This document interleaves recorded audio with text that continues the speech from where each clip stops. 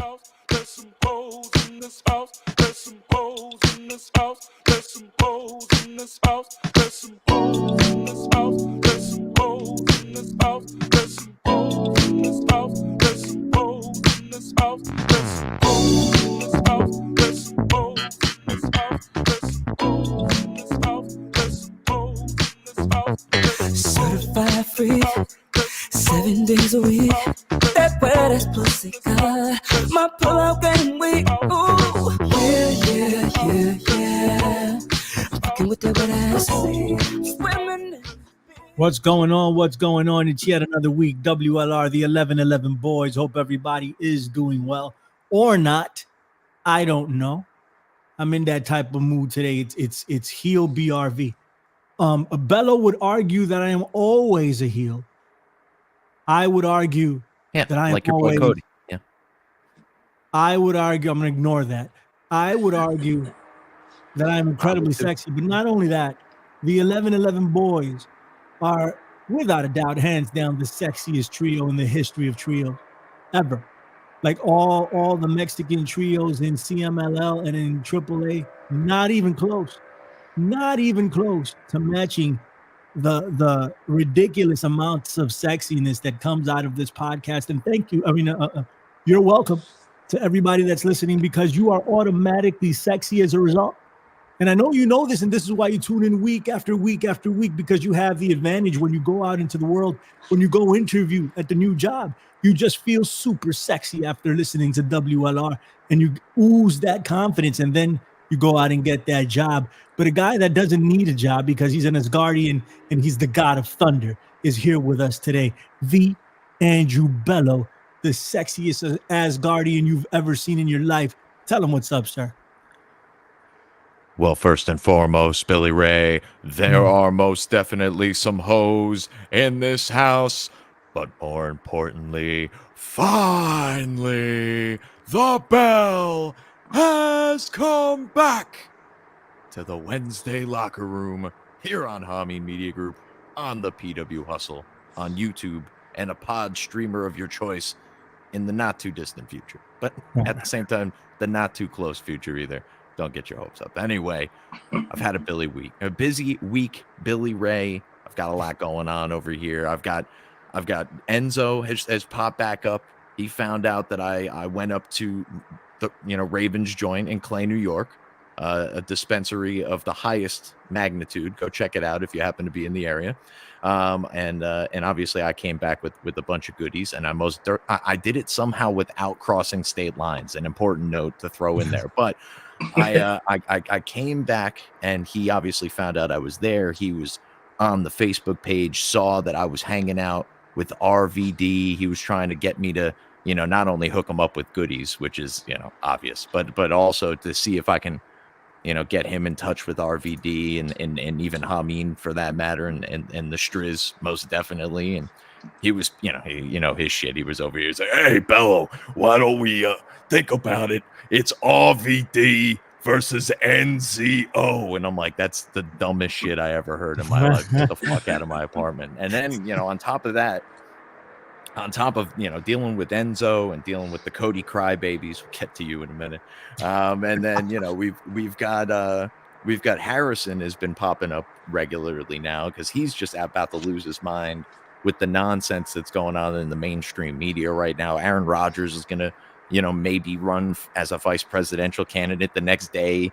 He believes in Jewish space lasers or whatever the fuck we're doing these days. Like, I mean, just immediate attacks on people that were, let's face it, Aaron Rodgers was not the media's favorite person to begin with, but like the fact that there's a 24-hour turnaround on something like that and it doesn't wake people up is mind-blowing. Also, the Bell has a new faction. You've heard of the Bloodline? Ladies and gentlemen, the Bloodbath. Who's joining? Line up, baby. Get in the chat. Who's in the Bloodbath? We'll get ones in the chat if we can. There we go. We've got it. The 1111 boys, the founding members of the Bloodbath. Dope. Join us. Smoke them if you got them. Let's see some Bloodbath. Hashtag Bloodbaths in the chat on Twitter. The Andrew Bello on fire as he normally is, but we got to introduce the man. What's up, sir? Oh, yeah, I got on a roll there. We'll talk about the bloodbath in a second here. I'm interested to hear Strizz's thoughts about all this sort of stuff, but I guess I got to introduce him. He is our main event of the evening. He comes to us from the land of the Sun Devil by way of the Denver airport. He stands at 6 feet, 6.6 inches tall, weighing in at an unbelievably svelte 666 pounds. All biceps. Man. Just bask in their glory.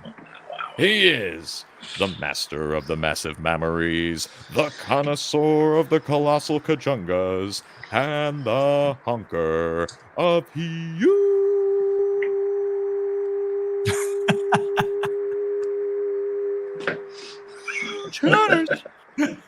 Yeah, it's still Triple H. He's sexy. No, not Triple H. He's stranglery. Strangler Steve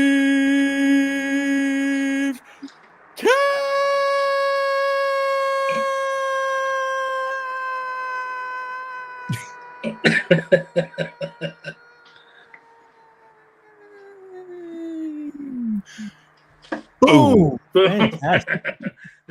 Thanks, Bells. That was definitely the record and hang time there. The Nice. way you switched from like actual entrance to Muppet, mwah. It was absolutely perfect, my friend. Thank you for the wonderful intro this week, per usual, my friend. Although it does get better with age. I don't know how you do it. Thank You do it every week. You top it every single time. Hey, before we get going, I want to welcome our new sponsors, Dude Wipes, for when you're taking a crap and you just gotta get yourself clean. I know Billy Ray's been using these for a couple of weeks now, and I keep seeing them on TV. It's great that they want to be a part of the 1111 boys in the Wednesday locker room. So welcome, Dude Wipes. And Mandir saying, Striz, what up with the biceps? That's right, pal. How about That's right. that? Look at that. Old guy. I mean, Look I'll at tell that. you. Jesus Christ. Ow, God damn it. It hurts. So. it's whenever I sell that, it actually does hurt. But yeah, just hanging and banging, guys. For an old timer like myself, hanging in there. But it's been an interesting week so far. Still very early, but went back to work yesterday had like 2.5 weeks off, which was really, really nice. Good for you. And yeah, I really needed it. I was telling the guy that I work with, I'm getting a little crispy because it's getting it's the second half of the second part of the season. So you can kind of see the light at the end of the tunnel because I'm only there till May 15th. We're off for the week of Easter. And then I'm gonna be chefing a juice cleanse week for some people that are coming in. Damn, I want to do in that. April. Oh, people pay it's like $8,000 a person for 5 days, and they get like 40 people to do it. It's That's one of our dope. biggest accounts, and so a lot of times you get people that quit on the first day because they do 2 of the juices because everything's all timed out, and they go, nope, can't do it. But they have people that come from all over the world to do it because the lady who hosts it has a bunch of cookbooks out. She's actually very famous, and she'll stream a cooking show from my kitchen and on YouTube, and it goes all around the world, and people from all over the world will get up and watch it and all, when it's on live, because it's, she only does a couple of them a year, and she does 2 or 3 of them from my kitchen when she's there every year. So it's exciting that's kind of up and around the corner right before Easter, and be kind of fun. So I got about maybe 6.5 weeks left until I'm on summer break. So, like I said, I was feeling a little bit crispy, but now I'm back in the swing a little bit, thinking, all right, I can do 6.5 weeks on my head. I used to, back in my Chili's days, way back in like the early 90s, I used to do 16 hours a day, like 6 days a week, and it was like no breaks, no sitting down, just balls to the wall, nutty, 3-hour wait type restaurant, because we were the busiest Chili's in the world for 3 years. And now I think of how much easier the job I have now is. Like 6.5 weeks. It would, only 5 days a week if there's business, and there's a lot of downtime in between the meals. It's so not what I used to do, So it's like I could do that standing on my head. So like, yeah, you get to the point where you're like, man, I could use a break, but 6.5 weeks ain't shit really when you think about it. Nah, it goes by really, really quickly, but still, Yeah. Still a deal. So what do we want to start off with here? Hooper, who is the Minister of Immigration at Cody Nation. We're going strong, Hooper. You and I heading up the dragon, that is Cody Nation, we're gonna snatch the WWE title. We got to talk about Cody real quick and that weak ass promo he cut. This isn't his fault, but still bad, not good. We'll talk about that in a second. But he wants to talk about RFK and Aaron Rodgers 2024. Book it. Imagine that, right? So, I mean, hey, real quick, right before we get into the pro wrestling talk, man, that's the deal, right? He asked him. There was Jesse Ventura was on the list. Rand Paul was on the list. And I think what they told him is the right thing. Whomever his advisors are, RFK Juniors was like, listen, you got to make a splash. It doesn't matter if you pick somebody of substance. Pick somebody that's gonna get the headlines, and that's what he went ahead and did. Bells, what's up? Yeah, I think it was hilarious. Like I said, Aaron Rodgers clearly not a media darling by any means to begin with, but just even with him having a sliver of a chance of being a vice presidential candidate who had, to a presidential candidate who has less than a sliver of a chance of being president, unfortunately. The fact that they just went so hard on him so quickly is just alarming. And it's like the same thing with the bloodbath bullshit. Anybody of sound mind who watched even the somewhat extended clip of what Trump was talking about in that speech understands he's not calling for like a violent fucking revolution. Like there's no rational mind that's interpreting it that way, and yet the media jumped on it. And then when people were like, nah bro, they were like, nah bro, and they came back double hard on it and just like went completely over the edge with it. And it's the same thing when they did January 6th, like the fight like hell, rhetoric building up, and then sure enough, every politician has used those three words in that precise order in some speech over the course in less than of 6 months. Yeah, from today. Yeah, just like as if it never happened before. These words have never been used in this way before by this radical man who's just he's gonna take over the whole country, even though he was president, didn't do that, and left office, albeit not under the greatest of circumstances, but he left nonetheless. What do you think I'm gonna do?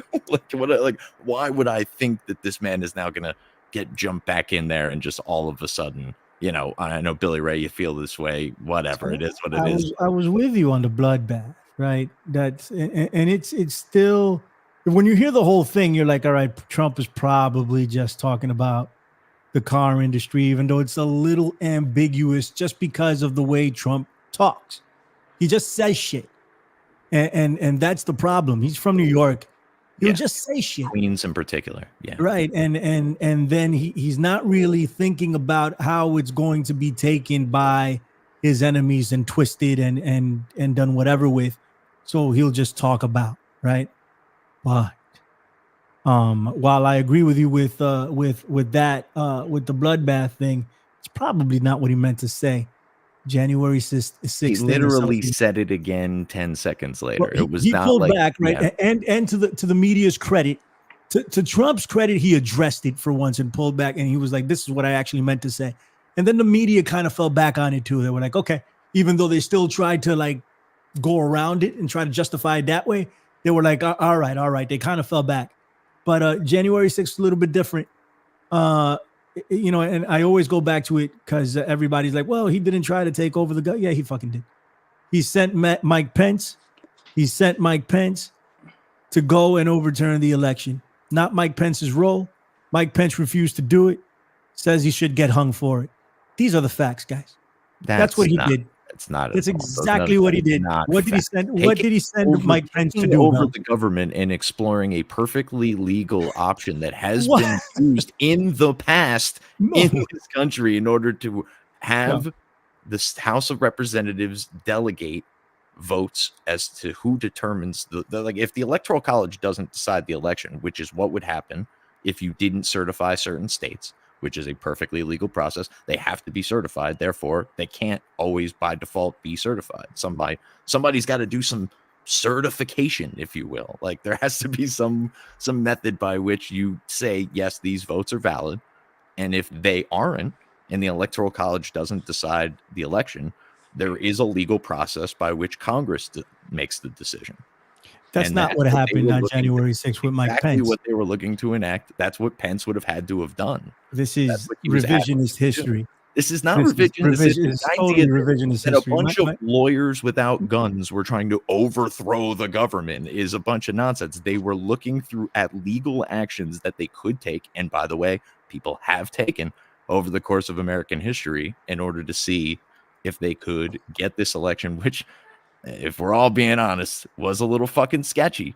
Looked at a little harder before it was certified. That's what they were looking and to do. hence the revisionist history, because it's coming from a place of believing that Donald Trump won this election. No, Like half of the country can't hate no. this guy, right? But here's the deal: go ask Mike Pence, and he will tell you something completely different. Not only that, he's not even endorsing the guy this time around.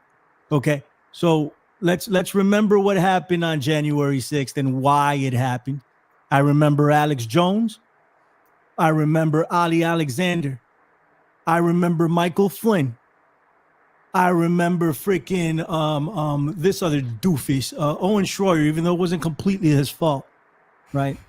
But I remember all of these people said, come down to January, come down to the Capitol. We even had conversations, I don't know if you guys remember, leading up to January 6th. Something is going to go down. Yep. I knew it, and I'm nobody. That's why I didn't go. Something is gonna go down. Everybody knew this at that point because of the way it was being framed. And Alex Jones is responsible. Steve Bannon is responsible. You know, disgusting Michael Flynn is responsible. They ran a mind operation on people.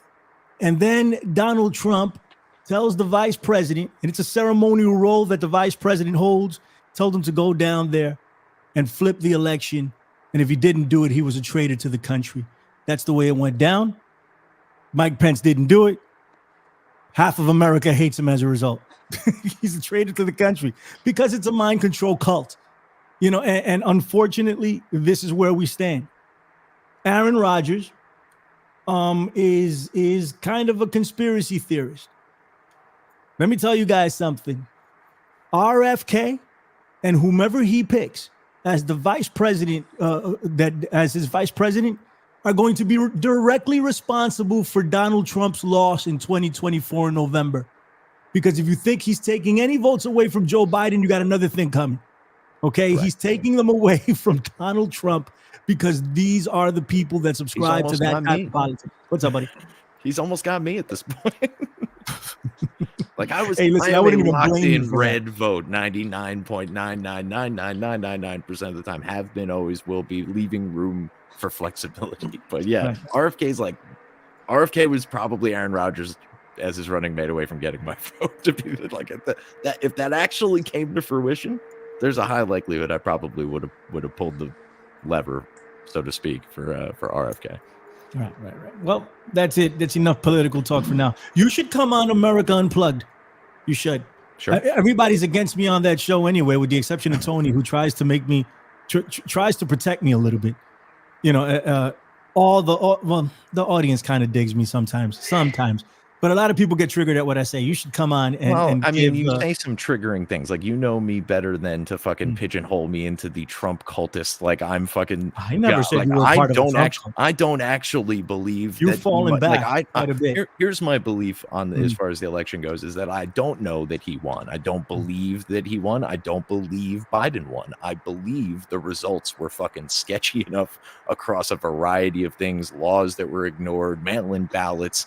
We put the fucking election in the hands of the Postal Service.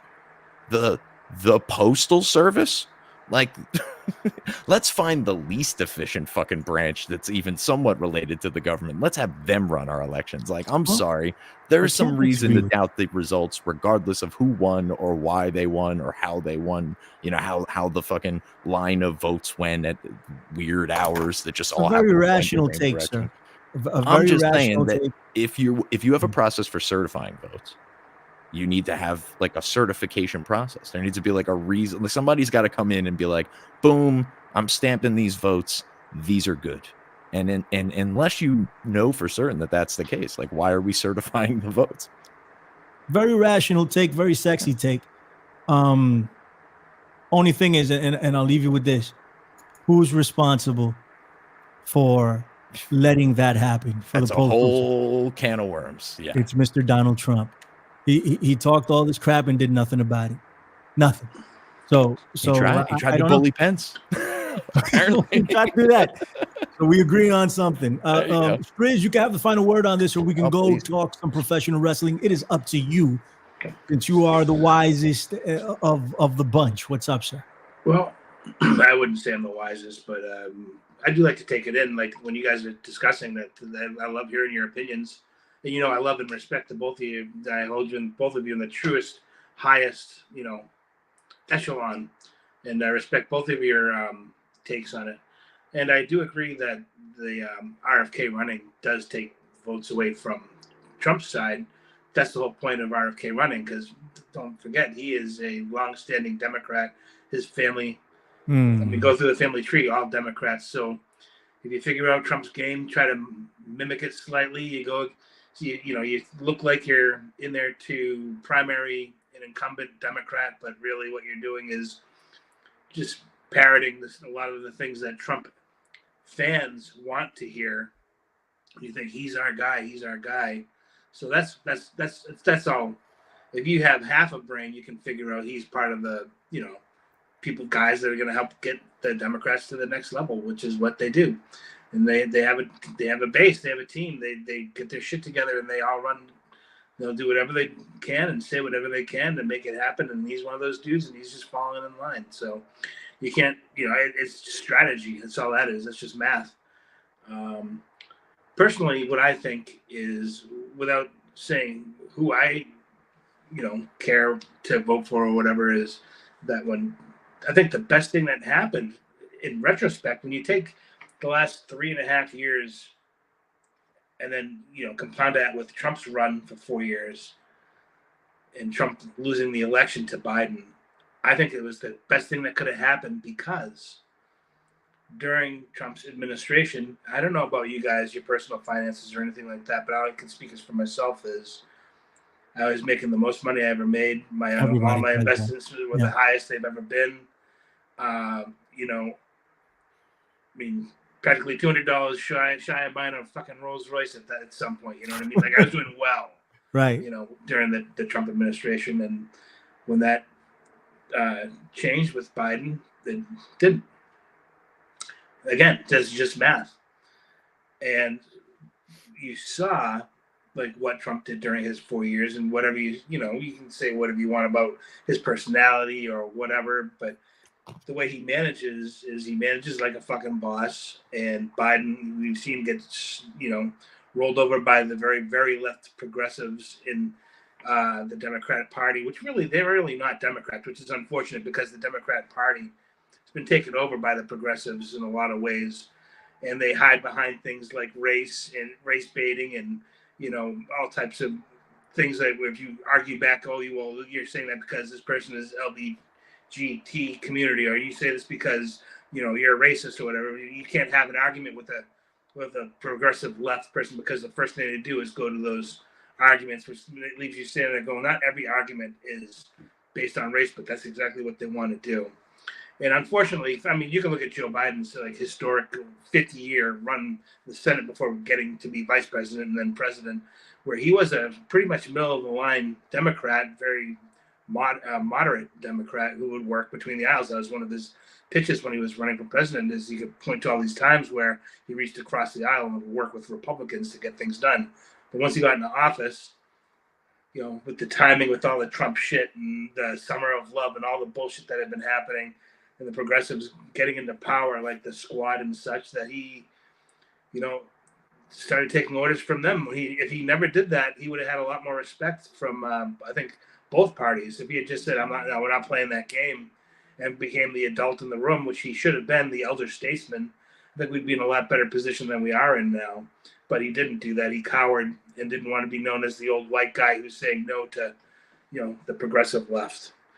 So we saw how Trump ran his 4 years. We're seeing how Biden's running his. Trump had 4 years, and then another 4 years back to back. So an 8-year, 2 terms. We never would have known how badly things could go quickly falling off the cliff with Biden's managerial or lack of managerial skills. So I'm interested to see if for some reason Trump does survive all this lawfare that they just skewer him with on a daily basis and try to get $500 million in cash from him and take his properties away, which, by the way, all they're doing is making Trump a martyr for his base. He's literally becoming Jesus for conservatives.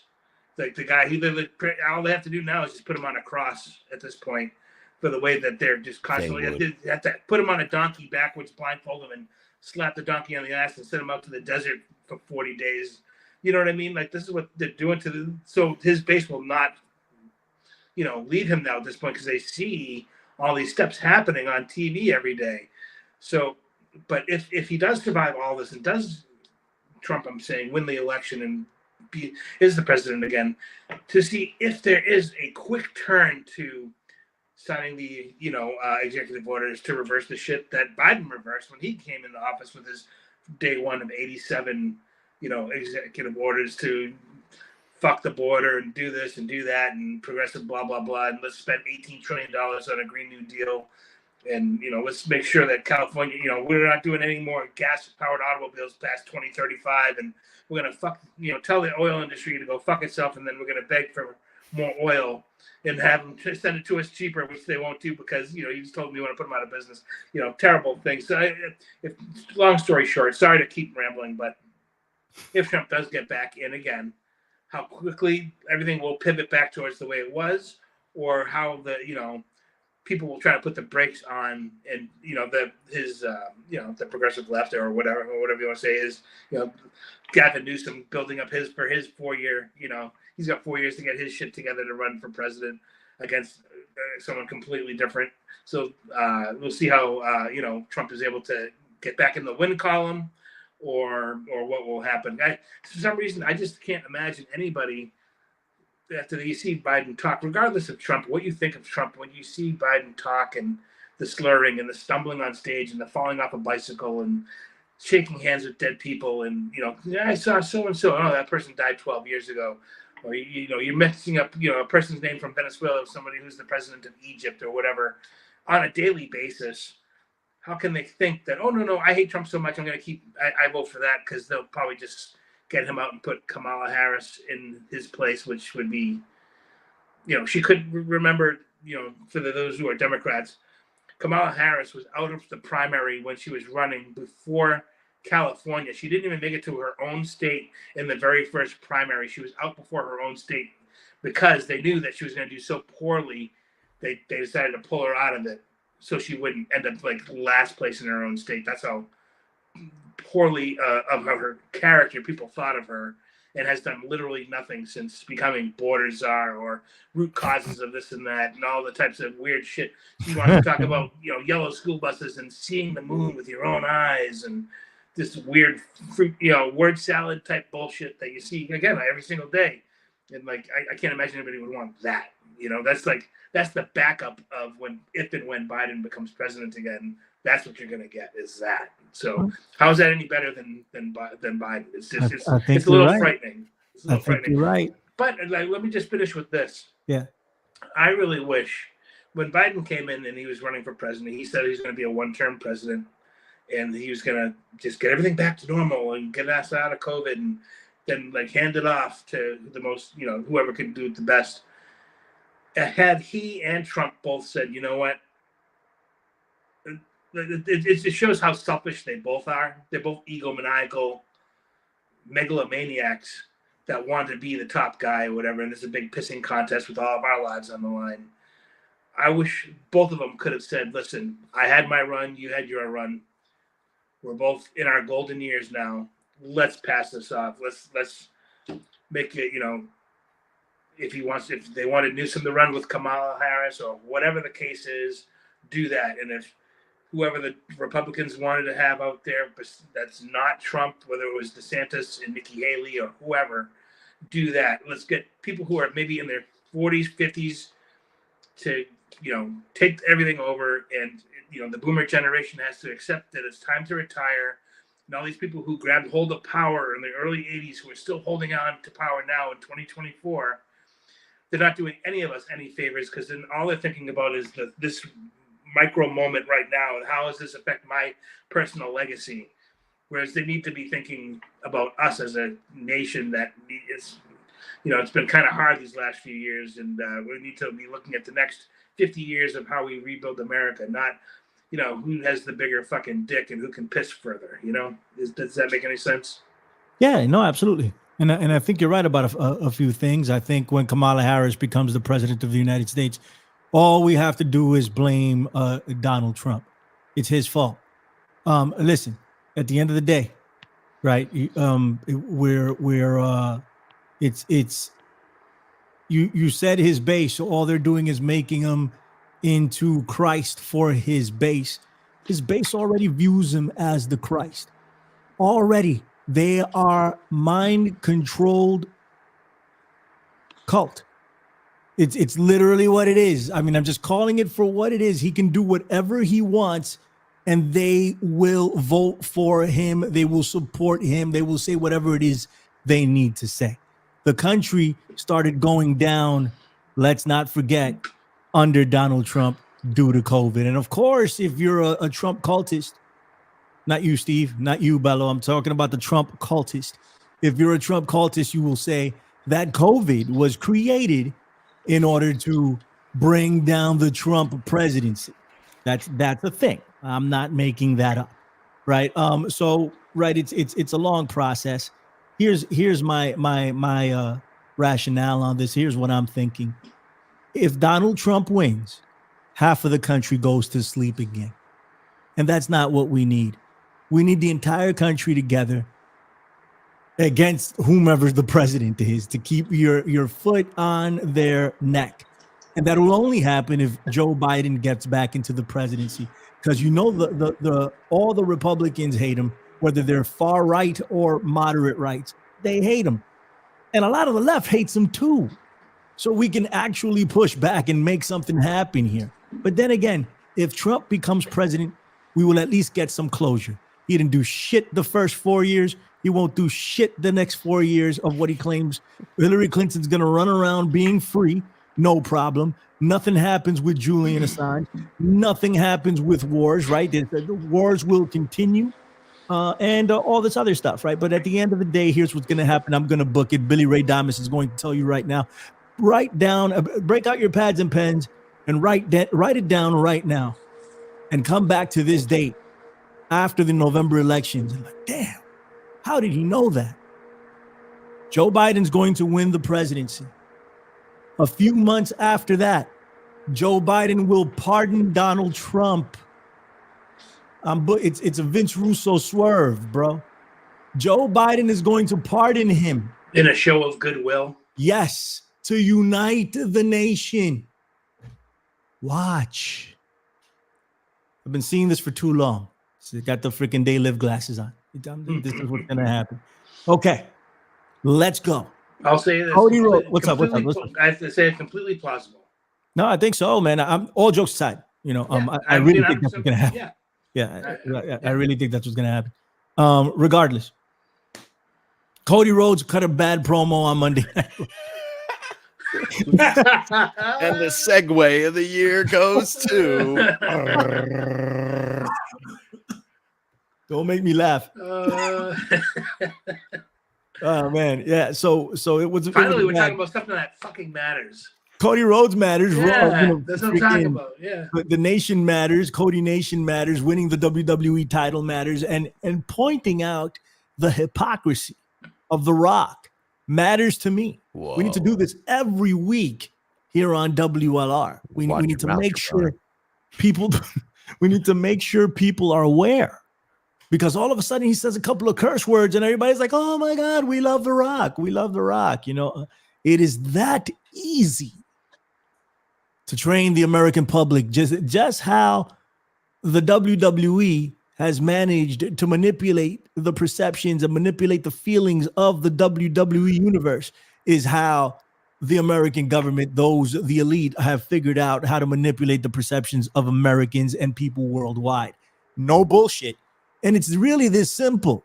The Rock goes on Instagram and starts freaking just letting off F-bombs, right? One of the coolest things you've ever seen, because it's been so long since anybody's been able to do that, right? And even to that level, nobody's been able to do that to that level in WWE, what he's doing now.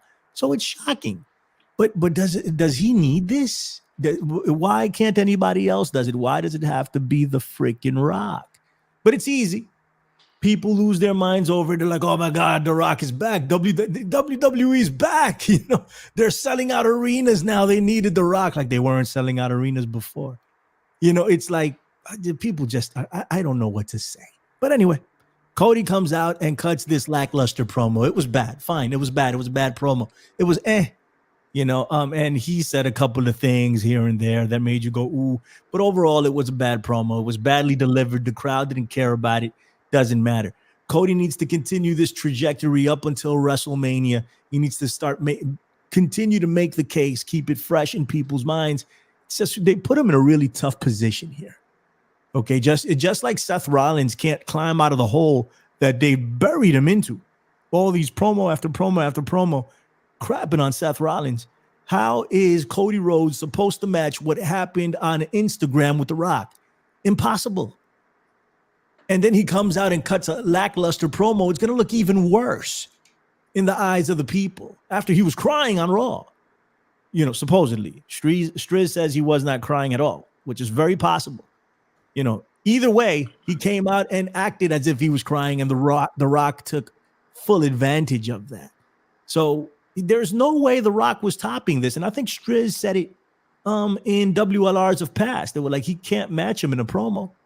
He should fall back and not try to do something like, because he just, or was it you, Bells? It might have been you, Bells. I'm not sure. One of you said it, or maybe both. But this was just too much, you know, after The Rock cut this like uncensored rated R promo on Cody, and then Cody comes out and cuts this. It was never going to work. So they're putting him in a bad position here. And again, I blame The Rock. All right, Bells, we're going to you, and then we're going to Striz. What's up? Yeah, I mean, I think even if you handcuff The Rock and told him to cut back on the swearing, which you most definitely will see him try to do, I'm sure, moving forward here as a result of this all coming about, because I don't foresee, at least until the Netflix deal, a scenario where they're going to start telling, you know, talent that you can start swearing regularly in promos, right? Like The Rock does it because he's The Rock. He's literally bigger than the company. He sits on the board of the company that owns the company. Like he's so above and beyond the stratosphere of fucking talent rules. Like, you know, obviously this doesn't apply to him, but if you're going to have him interact with talent and you're going to, you know, drop him into this world, you know, it's, you know, I like to make the comparisons to the Marvel universe all the time. It's like, you know, it's like dropping Punisher into like Miss Marvel. Like what do we do with Frank Castle in this world where like he's trying to murder everybody and this like 15-year-old girl is just trying to like, you know, stop a bank robber and get her homework done before school tomorrow. You know, like these worlds don't mesh unless you find a meeting point, really. And we haven't really found that meeting point other than this whole storyline that was kind of, I mean, like at this point, we can safely say this was not the plan, right? Like, so now they've kind of fallen into this kerfuffle, and that's our meeting point. But it just doesn't feel right because it's not right, because it's not what should be happening, both because of the story that was originally intended and just the reality that Cody belongs in the fucking Andre the Giant Memorial Battle Royal with the rest of the fucking mid-carders.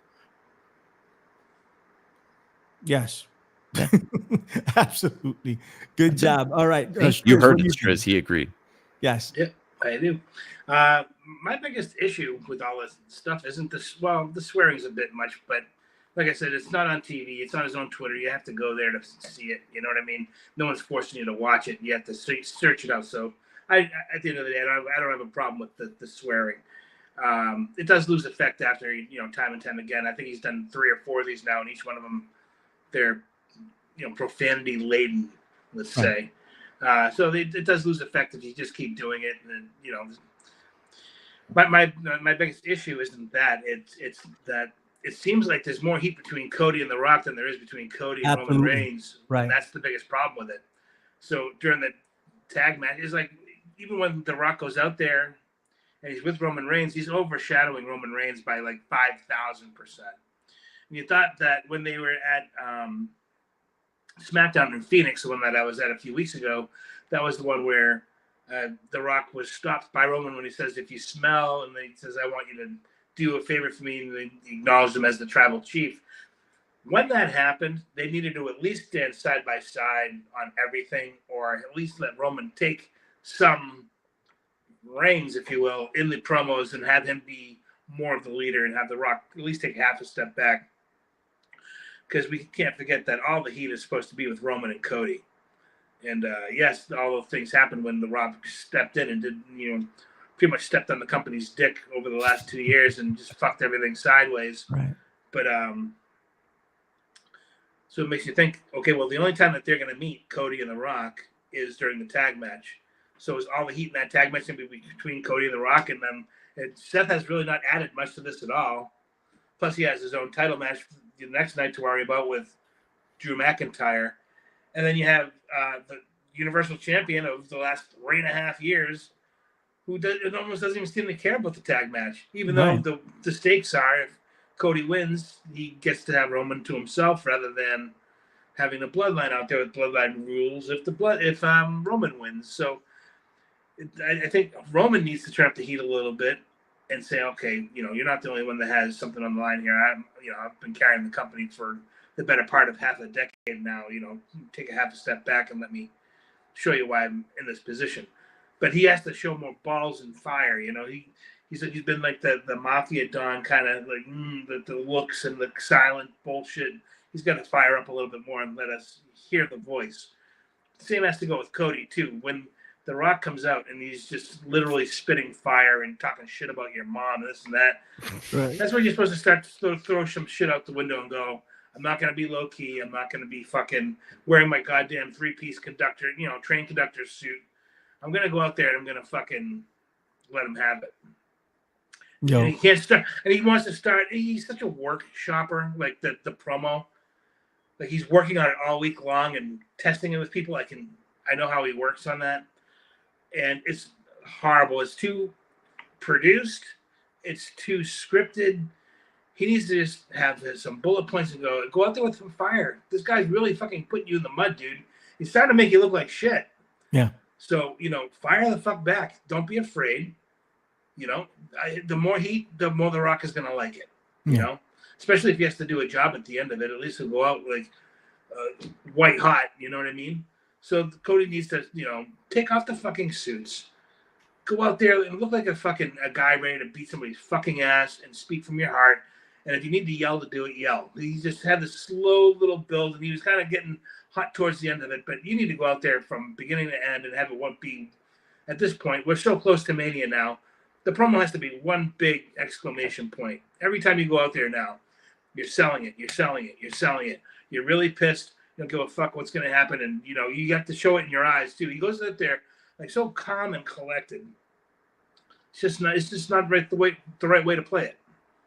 I don't disagree with you, man. I think it's been a little rough lately, but I mean, I'm a big fan. I'm a big supporter of Cody right now, and the storyline ever since he returned to the WWE. I want him to get this title, right? But we've talked about it, and even when he was in AEW, I wasn't the biggest fan. Striz has never been a fan. Striz has always maintained that Cody was really unlikable and a natural heel. And in AEW, I really saw it. I was like, I am not a fan of this guy at all. When he came over back to the WWE, it sparked something. It was the storyline. It was really well done. Whomever did the storyline that brought me back in and made me invested into watching it again. But I can understand the faults in Cody, and this is why I was so passionate about him getting the title on 39. I didn't think he was going to be able to maintain all the way to 40, to be able to keep the fans behind him, and he proved me wrong. The fans are still white hot behind him. After he gets this title, there'll probably be a drop off. He can't cut promos like this anymore, but I'm not anticipating him cutting this promo anymore. Maybe the night after Mania, he'll cut another, I did it, here you go, mom, here's the new title, all this other stuff. But then things change.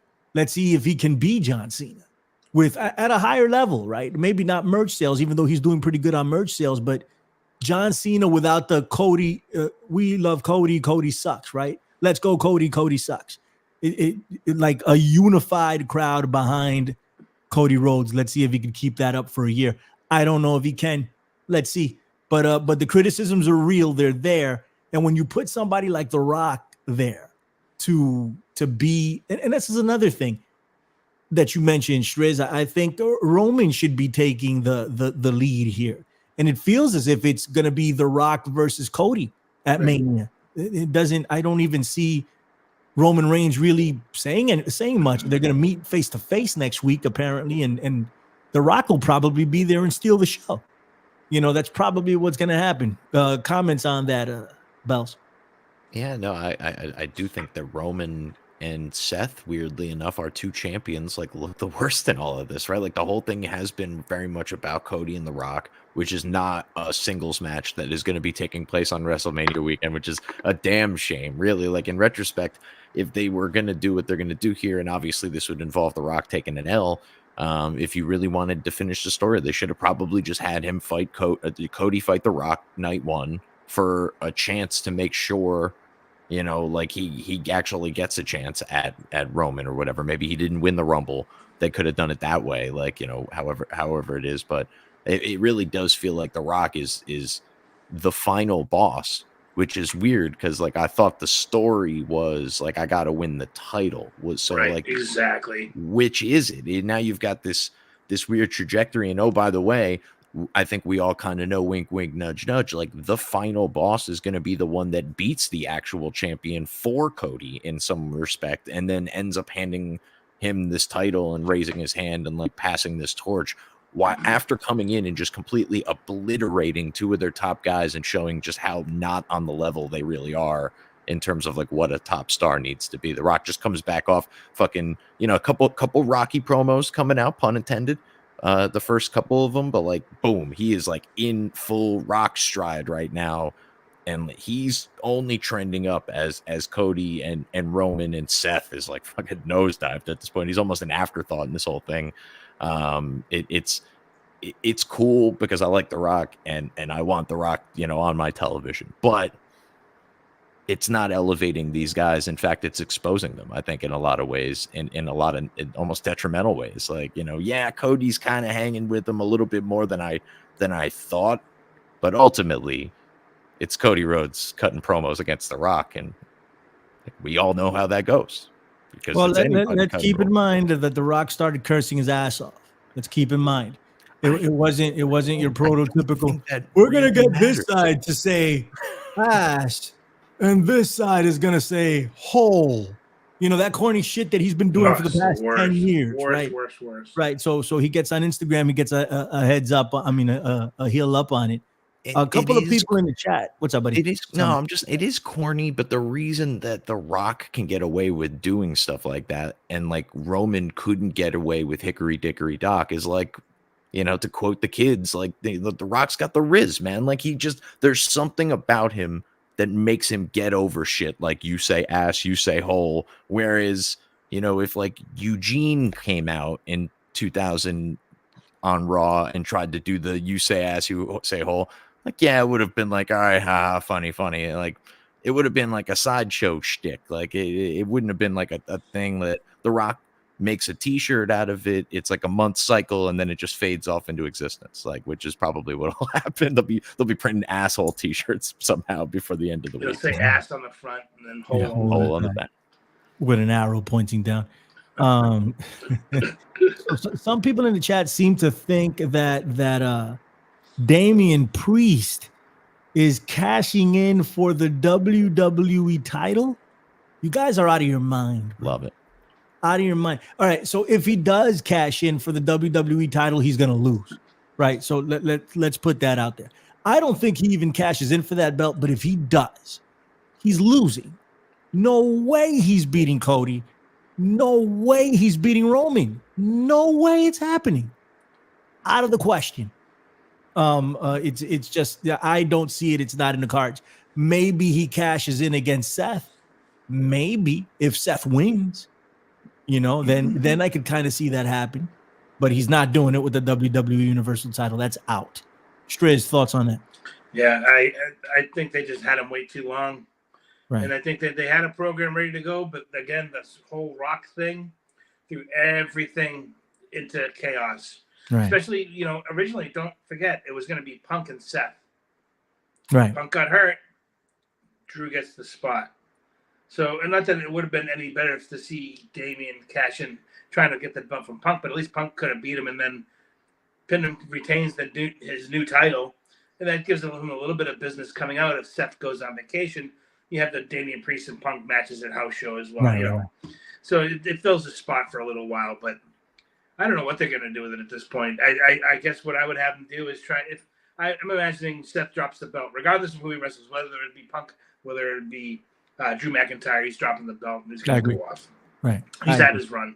Yeah. So then have, what's his name? Damian Priest cash in against Drew and try to do something, but Drew, Drew's a beast. I mean, come on. Yeah. And Drew just pins him 1, 2, 3.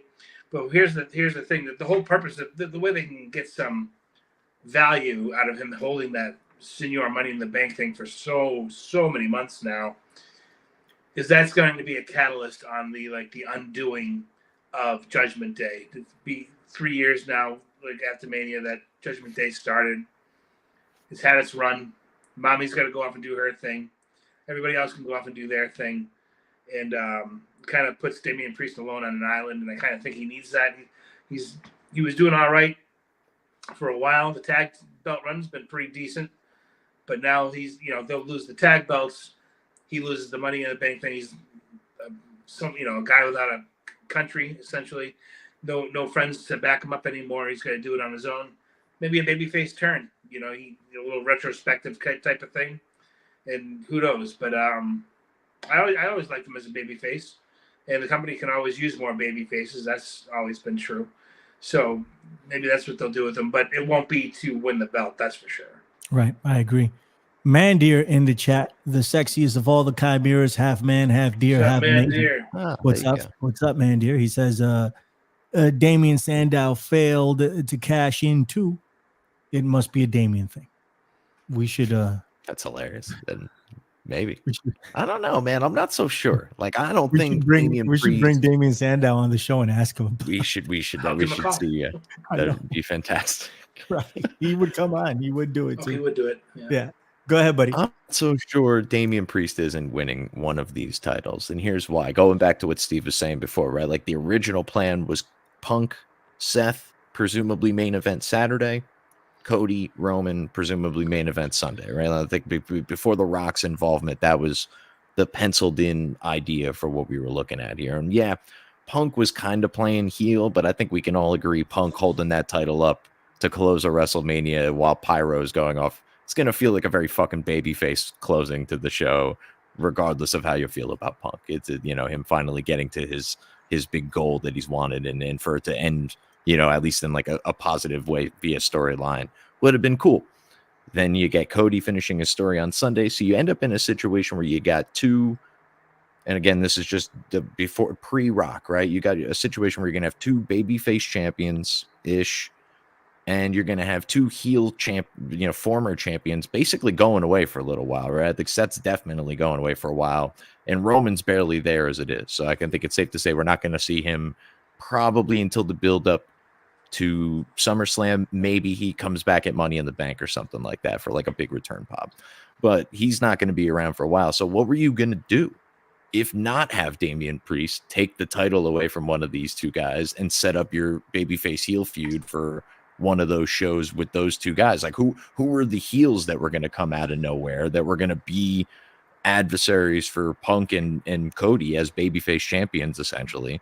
I think Priest was probably penciled in to steal one of these titles from them, right just as they're having their big celebration moment. Boom, briefcase, boom, big. Now you're a made guy just by the virtue of the fact. Think of what that did for Seth Rollins. As stupid as it is, and as much as that's something that came off of a writer's pen and has nothing to do with his performance as a wrestler. Think of what it did for his career, cashing in at WrestleMania, winning the belt, and having that big moment. if you're a Damian Priest, like as a character, why the fuck wouldn't you want one of those moments for yourself? And to steal it from Cody after we've heard about the story for fucking 2.5 years, mwah, that's fucking cinema, people. That's how you do this shit.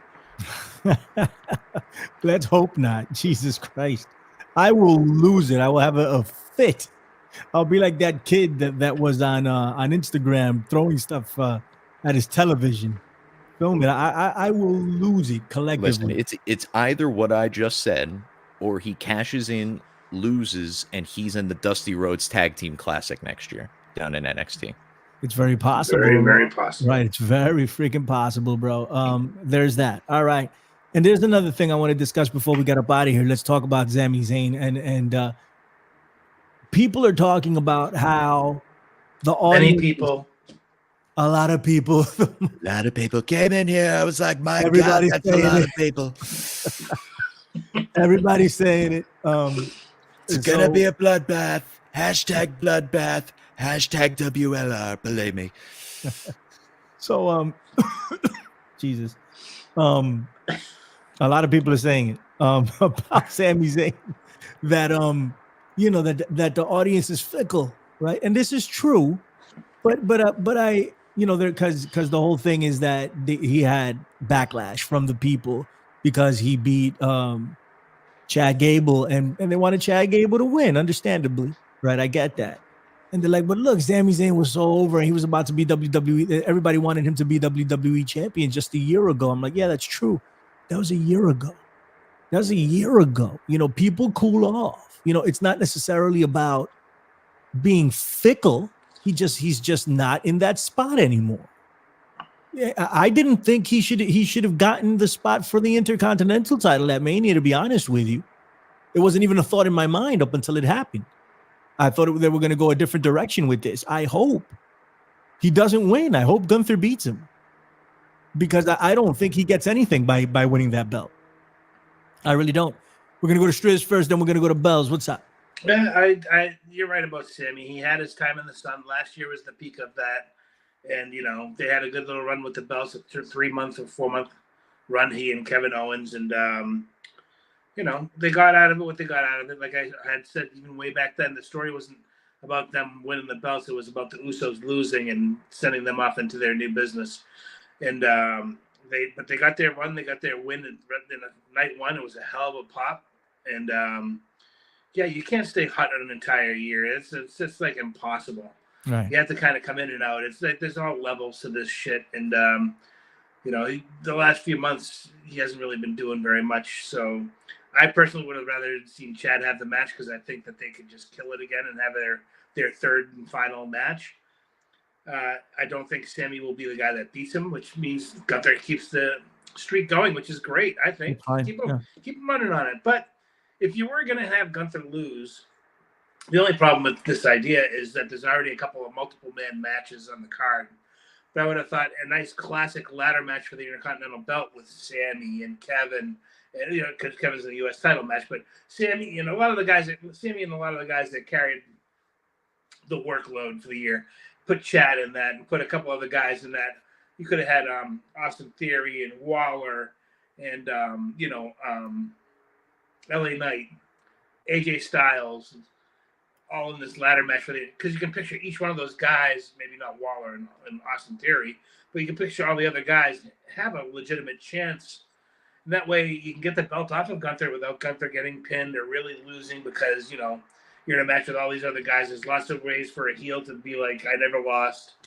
Keeps him in the mix, which is great. Gets the belt back eventually, whatever. You can do a million things out of it.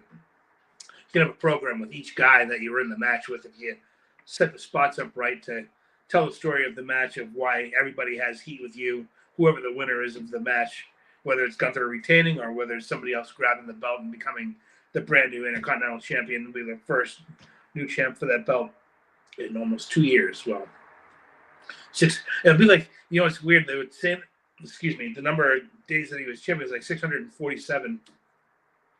I think if by WrestleMania night one, I think the number of his title reign will be 666. So I don't know if they did that to work out like that on purpose. I think that it's like right within that wheelhouse of 666.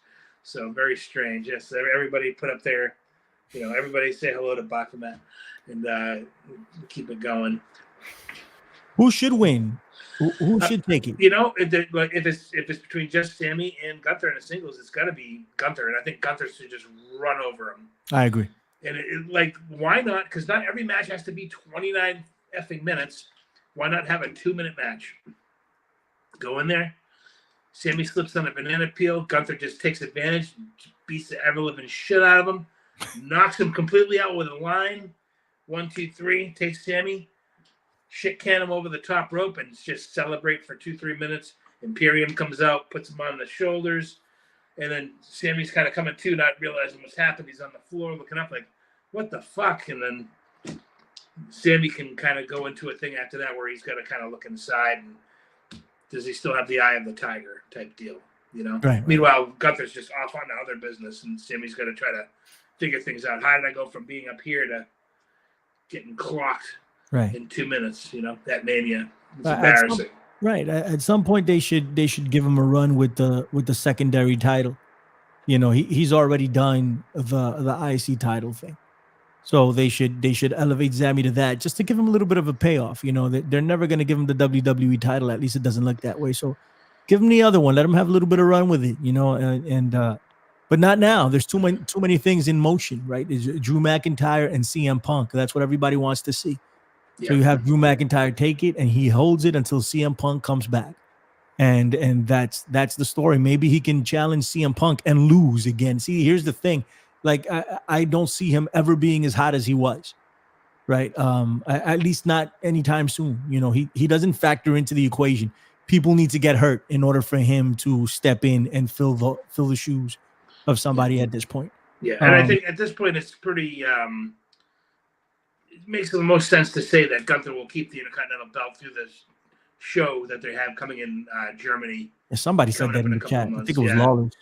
So to have it come off of him now, even if he were to regain it in Germany, that'd be stupid. Like he's got to go in as this dominant, undefeated dude, and the place will just effing cheer him like he's the second coming. You know what I mean? You just keep him strong.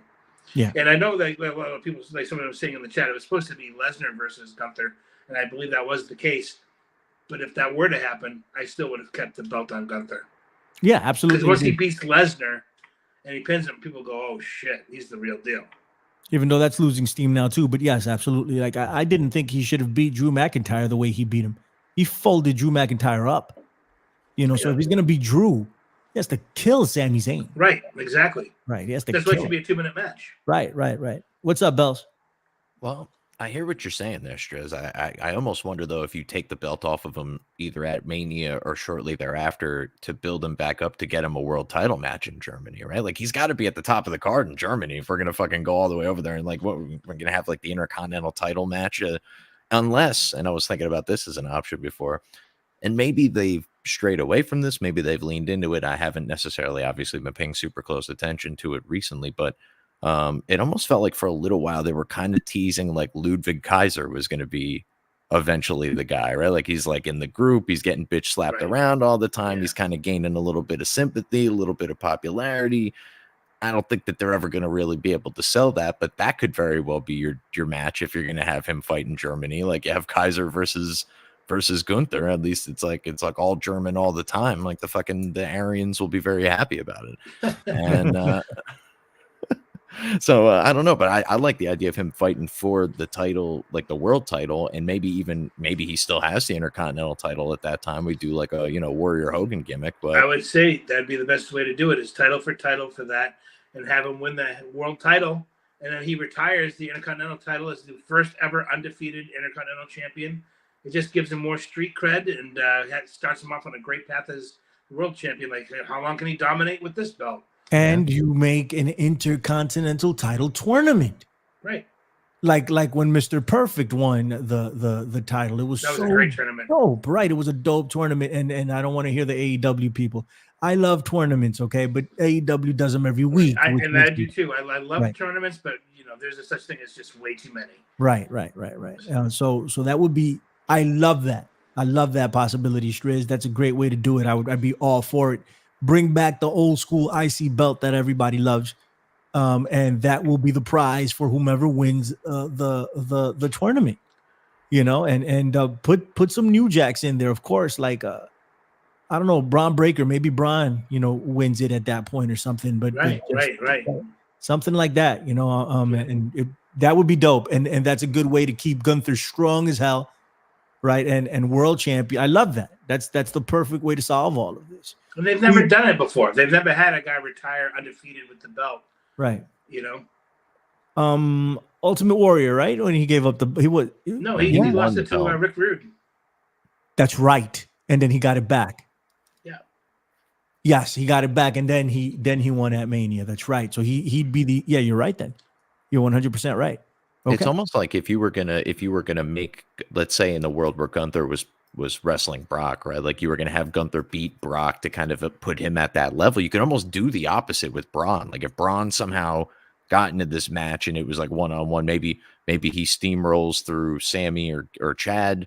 They call out, here's I'll take on all comers like these, the yada yada. And Braun Breaker comes out, fucking pancakes him. Like you almost make a new Brock off of Gunther, as opposed to kind of making a new Brock off of Brock the way that you were going to do with Gunther there. I like that idea too, because then now you've got Gunther's lost the belt, he's recovering, building himself back up. Maybe he gets that world title in Germany, and now he's like kind of looking over his shoulder for Braun Breaker at every fucking possible turn. So like that sets up something at least for the future with those two guys, which I think honestly, with Brock not being around, if he's like persona non grata and we're not bringing him back under any circumstances, you just slide Braun Breaker right into that slot, treat him like Brock, have him fucking pancake people like Brock, and like in 6 months he'll just beat Brock. Like we won't even notice it anymore. Yeah. And the way they've been putting him over on TV with his quick matches when he's doing singles stuff, he just worked Zion Quinn in the Phoenix SmackDown, and all he did was spear the dude and pin him. I mean, they're keeping it short and sweet. It's almost Goldberg-esque the way they built him up. So it's working. I mean, I think people see through it a little bit more nowadays because they kind of figure how the system works now. But, people are willing to go along for the ride and see what the kids got. But like you said, and we've all said this a billion times, is just give him the Steiner name, for God's sakes. Oh, of course. He'll immediately go up another couple levels with the Steiner name. And the Braun Breaker, it's just with the 2 Ks and Breaker, it's silly. Right. If you want to call him Braun Steiner, do that, but to not use that name is just silly to me. It's ridiculous. And you know what I'm loving about WWE is that there's no boundaries at this point.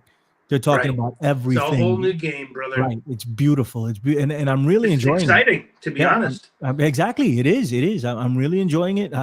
I enjoyed the promos on Monday Night Raw with the People's Pork Chop and Becky Lynch back and forth on leading up to their match. I thought it was really cool. The way they were done, it's like a bit of a throwback. It's a good Even the camera shots are a little bit different now too. They're doing some new things in production, which are nice. The billboard, when they have some talent in the ring and they go to break, right before they go to break, they billboard it with a nice, colorful, a thing of the talent. It's really awesome, and shows that they're putting some work in, which is great. They're changing it up. For so many effing years with Dunn being the executive producer, they didn't want to change anything. It was just not because they didn't want to try something. They're just fucking lazy. Like, this is how we do it. Everyone does the exact same entrance the exact same way every single week. We're never changing shit. A blind man could just like direct the show. Like, oh, it's Bianca Belair. We're going to do this. She's going to smack her ass twice, then get in between the ropes, whip her hair around while spinning in the circle, then take her door knocker earrings. It was the exact same thing every single week. Right. And Randy Orton did the exact same thing every single week for 20 years. Batista, the exact same thing every single week for 20 years. Let's stop that. Let's get out of that. Yeah. I know there's a little bit of value to that because you can put it in the video game. It looks great. But we're, in some let's show a little bit of imagination, originality, man. Right. Yeah. Let's shake it up a little bit. It's gotten really corny, to be honest with you. That everybody has something they have to do. And it started out, and they train them that way. Like, we're going to work on your entrance today. Yeah. And this is going to be your entrance forever. Right. And it started out sooner than you may think. The Rock made it a thing, and it was really cool, right? The Rock and Stone Cold, but Shawn Michaels' entrance was corny as fuck.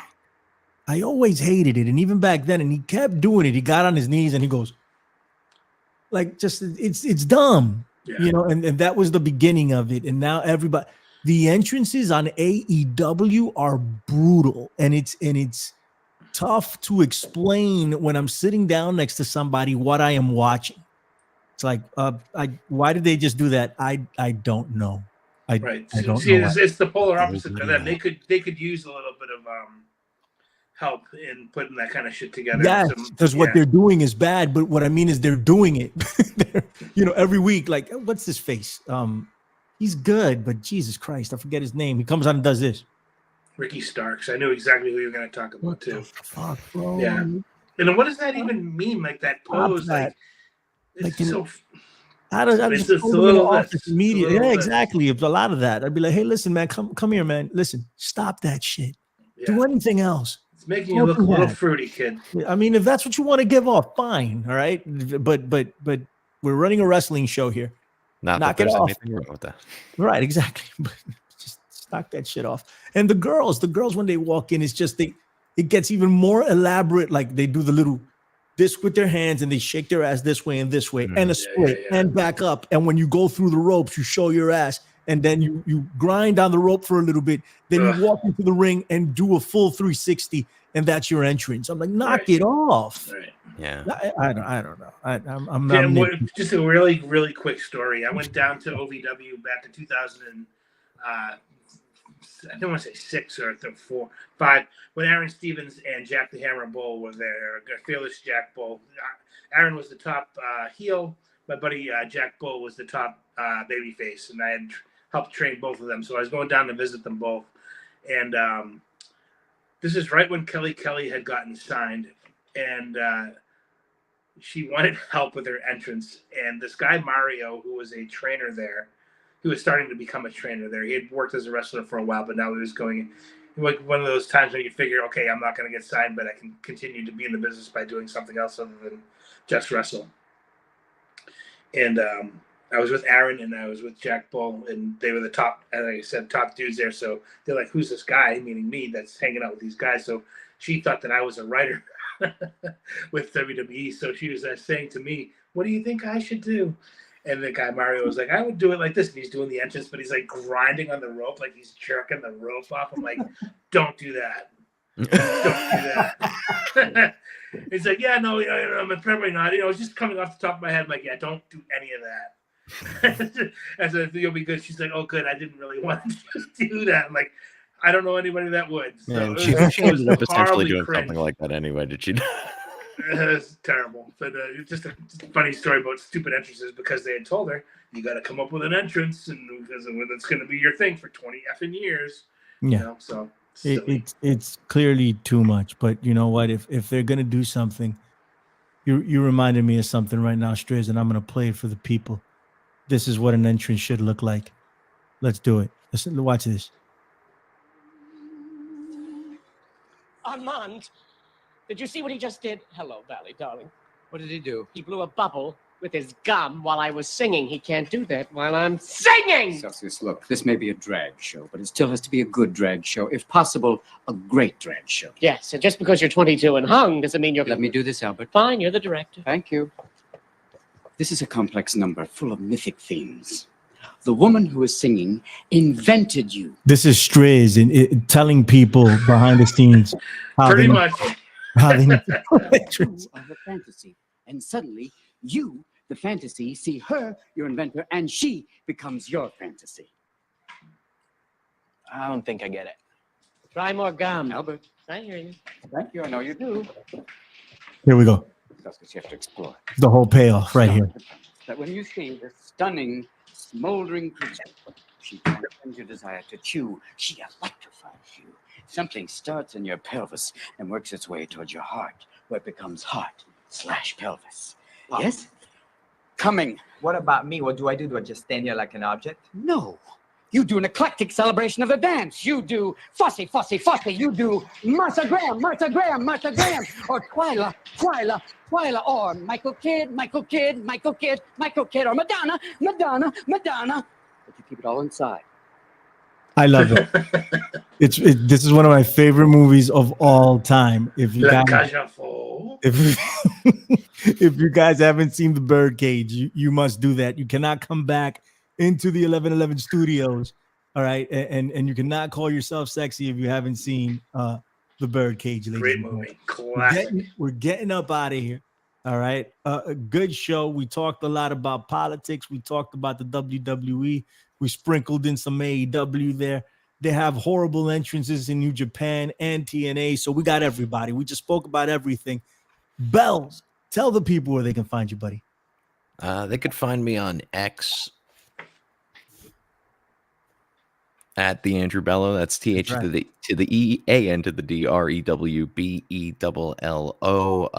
I want to shout out Sami Zayn, who unfortunately has fallen off. We were talking about him before. I meant to get to this point. It's just it's an unbelievable shame that this guy is struggling for like an Intercontinental Championship squash match in which he's going to be the one who probably gets squashed when he should have been fighting for the world title at the peak of his popularity with that amazing storyline. Think of this storyline, right? Sami Zayn entering the Bloodline was at its beginnings essentially almost identical to R-Truth trying to join the fucking Judgment Day, and they turned that into a storyline that got to the point to where it main evented a WrestleMania, but not for the world title, and not anywhere where Sami even really got a sniff of that title, like in any sort of like, I mean, that story to me significantly more interesting than Cody Rhodes is like, wham, my dad didn't win the title story. They actually stumbled into something great there and didn't pay it off, and now they're shoehorning this bullshit that literally anybody could have written, and it's taken them 3.5 years to pay this off, or 2.5 years at this point. I you know what? Valid points there by the God of Thunder, but I got to tell you something, Bells. By the way, fan of his dad, like wearing the t-shirt, got the like fan of Dusty, love Dusty, would on some small level am going to appreciate Cody winning because of the Dusty thing, but only on that small level. They've squeezed every drop of fucking empathy I have for Cody Rhodes other than that one little bit out of me with this mediocre fucking promo set, this stupid ass storyline that was shoehorned out of tomfoolery, right? Like we got Sami Zayn now, and people are mad at him because Chad Gable didn't win. And like, come on, man. There's a reason these Rock promos are hitting hard, and that's because they're fucking true. You people are marks, and the geniuses in the boardroom, including Dwayne, need to stop listening to these marks and letting them fucking dictate the company. That's how you end up with AEW. Paying $14 million a year for Okada to drop a fucking nickel. Draw a nickel. God damn. Yo, Bells, that was I'm out of breath, and I'm out of here. I'll catch your punk ass down the road. Striz, what's up? Tell them where they can find you. Yeah, that's Strangler Steve _ on the X. You won't hit me up, so have a great week. I'll see you next time. Next, put out one of your classic polls. I always enjoy voting in one of those or whatever. So we'll do that, and we'll discuss next week on WLR. Everybody be good. My name is Billy Ray Valentine. God bless. Take it easy, boys. Hang out. Don't burn the place down while I'm gone. Take it easy now. Like big kiddies.